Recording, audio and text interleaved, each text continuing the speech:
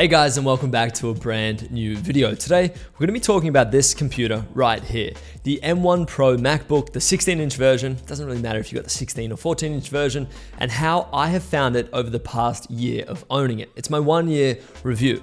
Because to be honest, there's been a whole load of new computers just released, and Apple's just released the 15-inch M2 MacBook Air, which is kind of crazy, a bigger MacBook Air. That's dope. And I thought now is probably the perfect time, the 1-year mark that I've had this laptop for, to do a review. I'm gonna sit down, I'm gonna dive into absolutely everything I love and everything I don't love about it, what I got mine for, why I got the base model, that one's an interesting one, and a whole load of other things about the M1 Pro. So anyway, without further ado, let's dive into today's video. All right, so first things first, what do I use mine for? Because what am I seeing this review through the lens of? Am I seeing it through the lens of a graphics designer, a travel blogger, or whatever?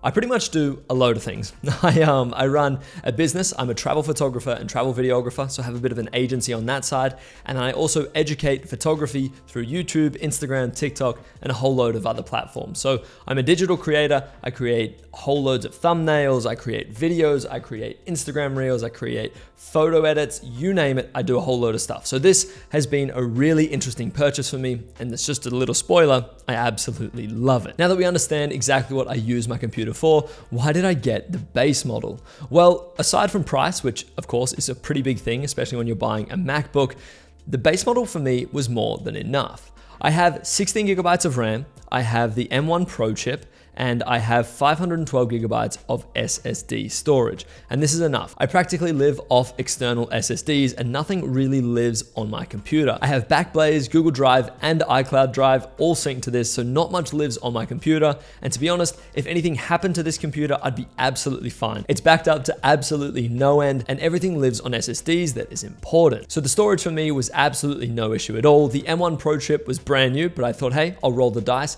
I don't think I need the M1 Max, so I'll go with the M1 Pro. And the 16 gigabytes of RAM, well, Apple talked about and introduced this RAM optimization thing. So I said, hey, why not just go for the 16 gigabytes, see if they can put their money where their mouth is, and let's go with the base model. And of course, alongside that, I also saved a whole lot of money doing so, and I don't think I regret that decision at all. I want to talk about some of the projects it's worked on and where it's been. This computer has been around the world probably about 2 or 3 times. It's worked on countless projects, big and small. It's worked for global tourism boards. It has worked for tiny little brands or little projects that I've started, whatever the case, this computer has done it all. It's edited huge projects for video, which has been amazing. And then it's also done small little photo edits that I've put on my Instagram story. I've put this computer through its absolute paces, plus putting it in and out of my bag about 1,000 times, taking it on airplanes, buses, trains, cars, you name it. This laptop has been everywhere. And sure, it has a few dents and scratches here, there, and everywhere, but that doesn't matter at all. It has not affected the performance of this laptop once, and I'm completely stoked with it. All right, so how does this computer hold up in 2023? Well, that's a great question. To be honest with you, I now shoot on the Canon R5C. Now, I know that's a pretty weird thing to bring up, but this records some pretty heavy video. And not once has this computer choked at all. Of course, I edit all my videos in Premiere Pro, so when I'm playing them back, I play them back at half quality. I don't use proxies, and at half quality, it's smooth playback, no worries at all. And this is 4K, 422, 10-bit footage in 50 FPS. I'm pretty stoked with that. And to be honest, that's probably the most intense stuff I do on this computer in regards to file sizes and editing. From there, of course, I export the video on here, and if you're exporting anything in 1080p, this computer will do it no worries at all. And if you're exporting anything in 4K, it's also going to do it no worries at all. Of course, it's going to take a little bit longer, but for me, that's no worries at all. If I'm exporting a huge project, if I'm exporting one of my courses or whatever the case, I'll just simply put everything over to Media Encoder, hit play, and then go do something. It might take an hour, it might take 2 hours, but for me, this is no worries when I'm exporting hours and hours of video. And of course, anything below editing 4K 10-bit footage is an absolute breeze.